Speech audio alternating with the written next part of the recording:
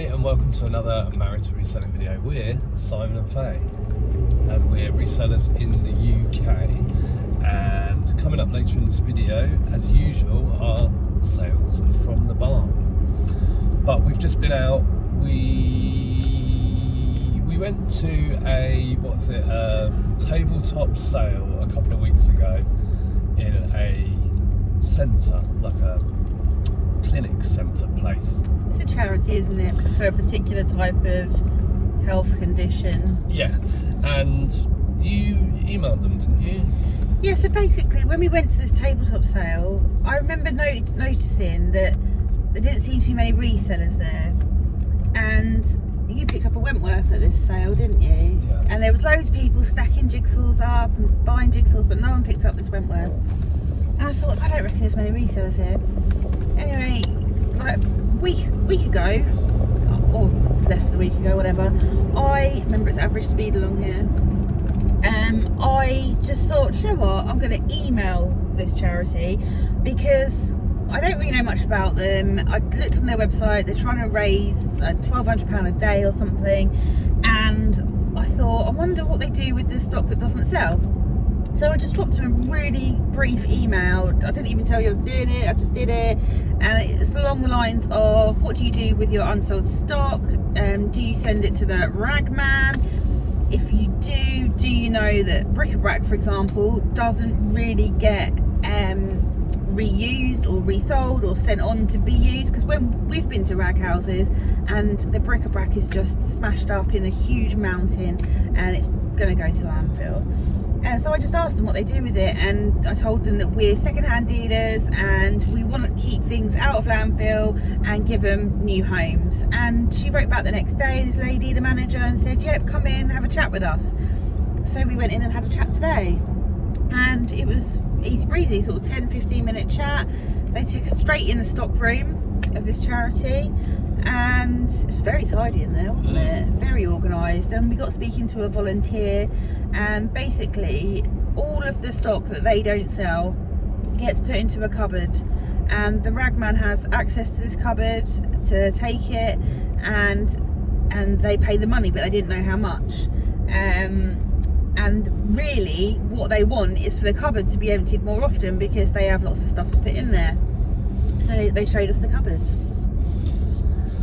Yeah, and it was like a sort of small garage, like you couldn't really get a car in there, but it was that sort of size, like a small garage, and it was just stacked from back to halfway down with boxes. And we basically said, you know, we don't have to rummage through the boxes. She kind of said, have a look, take some stuff away and email us and let us know if you think it's any good. And we hadn't even talked about prices then, had we? No. So we Look at that dog's ears. So we went through every single box, probably 50 boxes, something like that. Yeah. And they left us to it, didn't they? Yeah, and we've sort of filled the cart. You can see a game of life rattling around there. There's all sorts back there. There was a lot less breakables than I think I expected, because at the sale we went to, there was quite a few breakables. But we have got like DVDs, board games, loads of Mills and Boon books. Yeah, some breakables, other odds and sods, toys, few things. And she came out halfway through and said, I found out how much the ragman pays. It was quite funny actually. Before we went in, Faye said, so how do you pay them?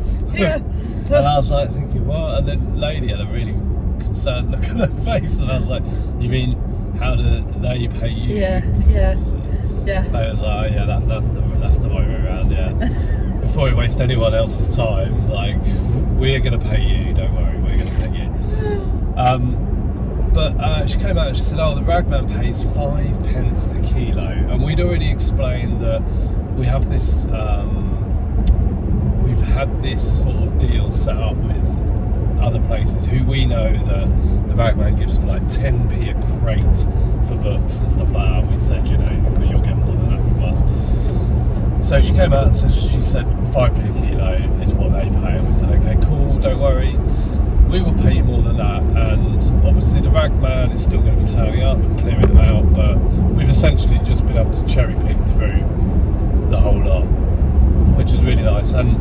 I sort of think we've probably got maybe 50 kilos on board, because as I said, there wasn't loads of breakables, and we haven't, unlike the books that we've got, like Mills and Boom books, so light as a feather.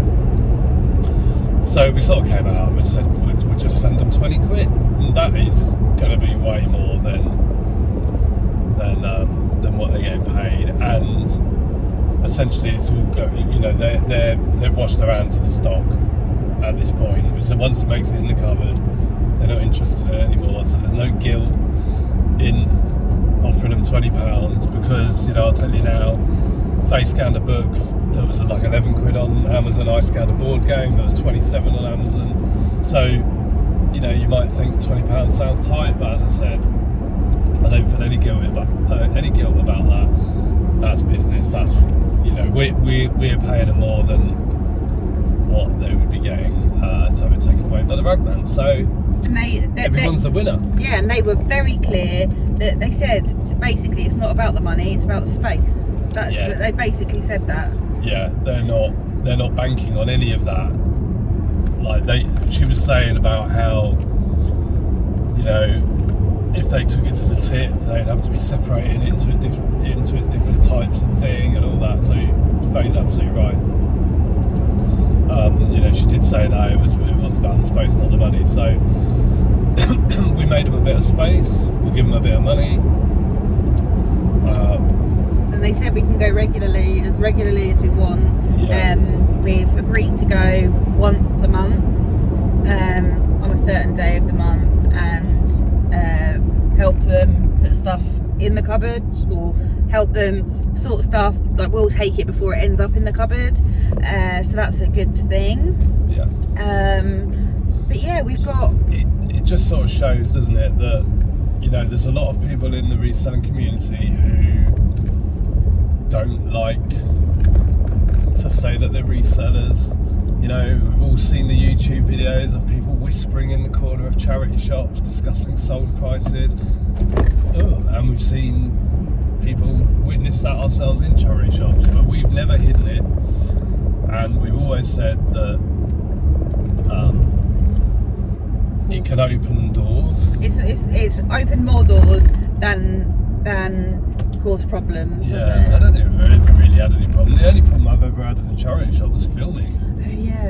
Oh yeah. But never. I mean, we've even been complimented on our efficiency when scanning DVDs in charity shops, where they know exactly what we're doing and why we're doing it. So, if you've ever wondered, if you're ever on the fence about it, just be honest, because sometimes it can get you into back rooms of charity shops. Sometimes people can put things aside for you, or show you things that they think you're going to like. So yeah, it was really good. Anything else you want to say? It was interesting about this charity shop as well, because I'd said to her that we're local, and I didn't even really know that your charity, because they have a shop in their centre, and we didn't even really know it was there. And we do our research, we do a lot of sort of hunting down for charity shops or new ones that are opening, and she was sort of surprised and kind of said, yeah, that needs looking at. So hopefully, like, bringing that to her attention, they can get more people into their shop. We actually forgot to go in the actual shop. Yeah, we didn't. When we went to the sale, it was all downstairs in like a hall on the tables. But when we arrived today, she told us that there's like 2 rooms, I think, upstairs. One for books, possibly, and one for clothes, and one for everything else. We didn't take any clothes today. We weren't interested in clothes. We're not interested in clothes.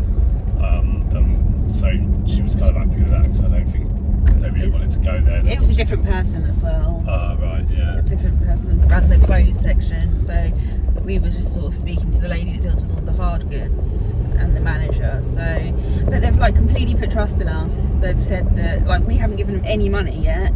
We've bought this stock away, and we're gonna like weigh it. And she said, just have a look at it, take some stuff, look at it, tell us what you think, drop us an email. So that's what we're going to do. We're going to get home and go through it and contact her and tell her what we think. While we're here, there's something that I've got to say. We're already married. Yeah. it's that time of year on social media. Everyone's sort of done year ends and all that stuff, and all these posts you're starting to see now, 100k on eBay, 100k, 6-figure, etc, etc. If you're a new reseller and you're thinking to yourself, well, or even if you're not a new reseller and you're thinking to yourself, how are people doing 100k? Just remember, they are not taking home 100k.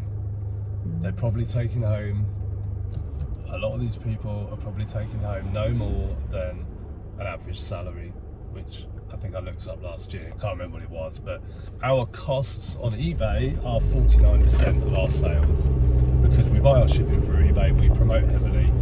The reason, and the reason we promote heavily is because our cost prices are cheap.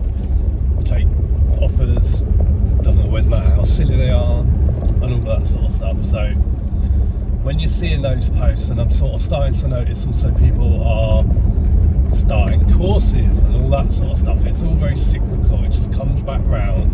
Everyone has enough of it, and then it comes back round again. And it's one of those things where there's a lot of people on Instagram who do, when they do their monthly figures, they show their profit, and that's great, and that's exactly what everyone should be seeing. I was watching a live this morning, and they were talking about profit. What's your 30-day profit? Someone asked someone on a live, how much money do you make? And they said profit, and that's how it should be.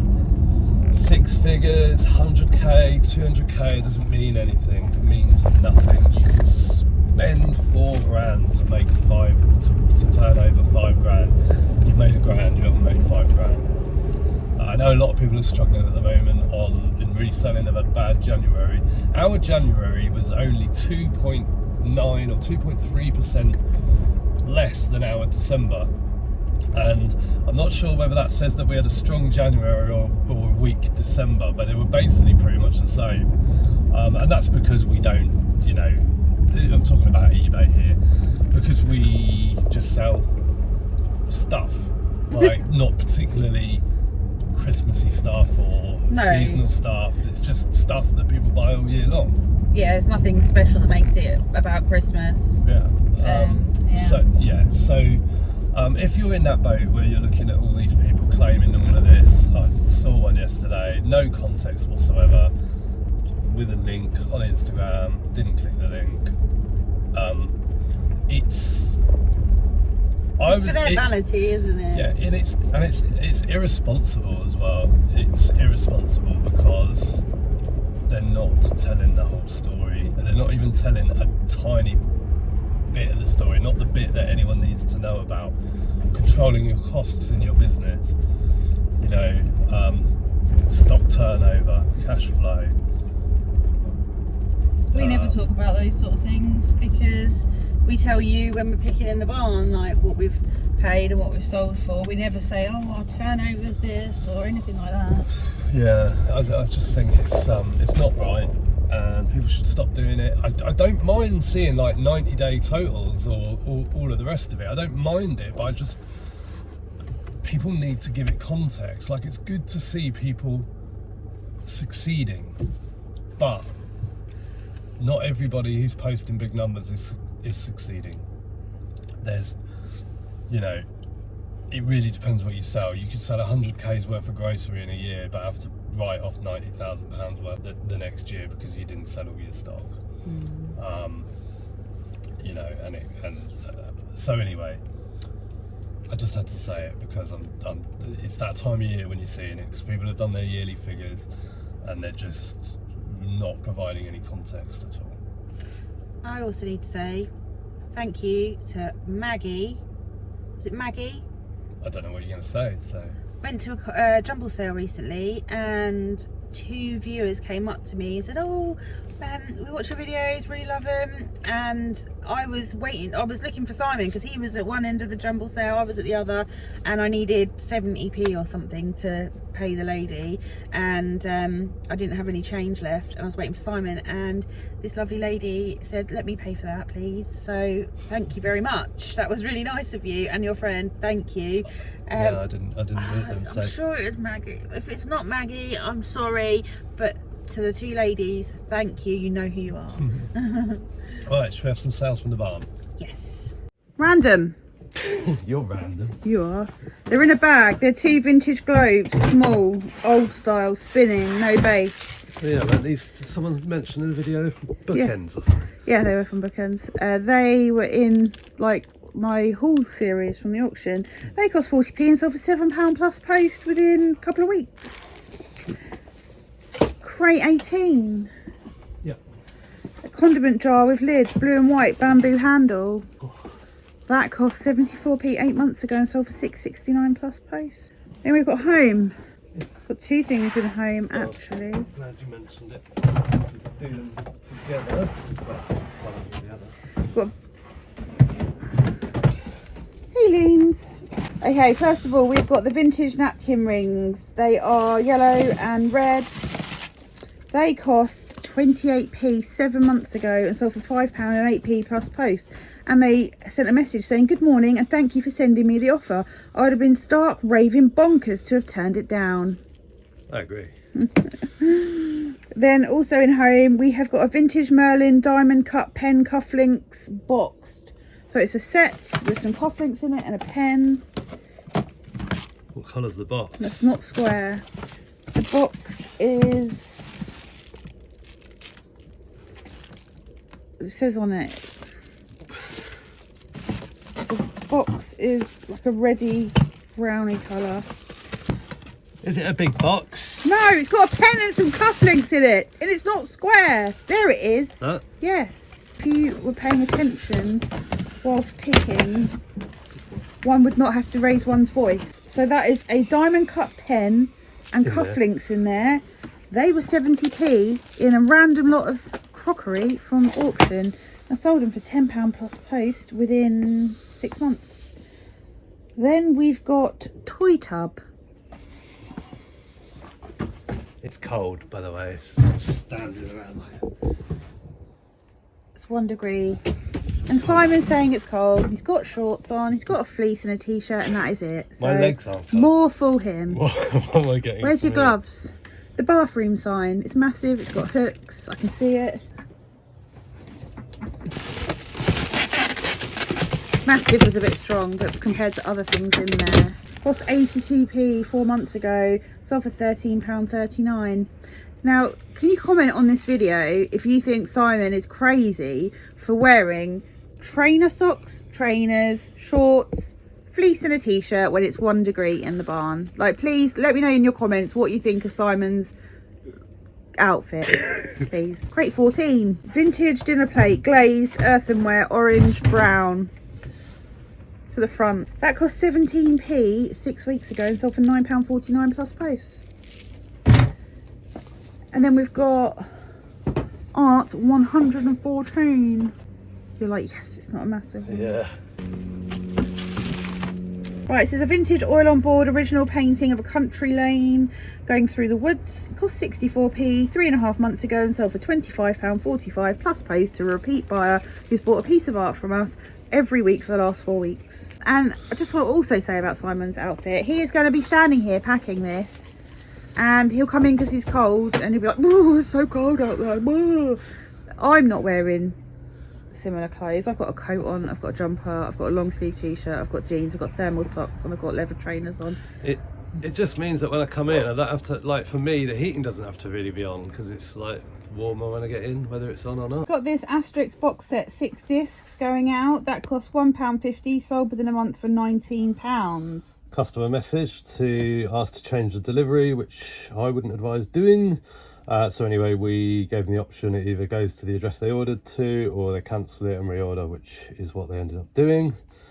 Then we've got this vintage brass turtle tortoise figurine going out. That cost £2.42 That has been for sale for a year and sold for £6.51 plus post. It's an old item that came in junk from the auction, and the buyer messaged and said, thank you for the discount, can you please leave me positive feedback and I'll leave you feedback once I've received the ornament, thanks. Our feedback automatically sends when we receive feedback, or after the 30-day returns period, I go through and bulk send feedbacks to any orders that haven't been refunded or cancelled.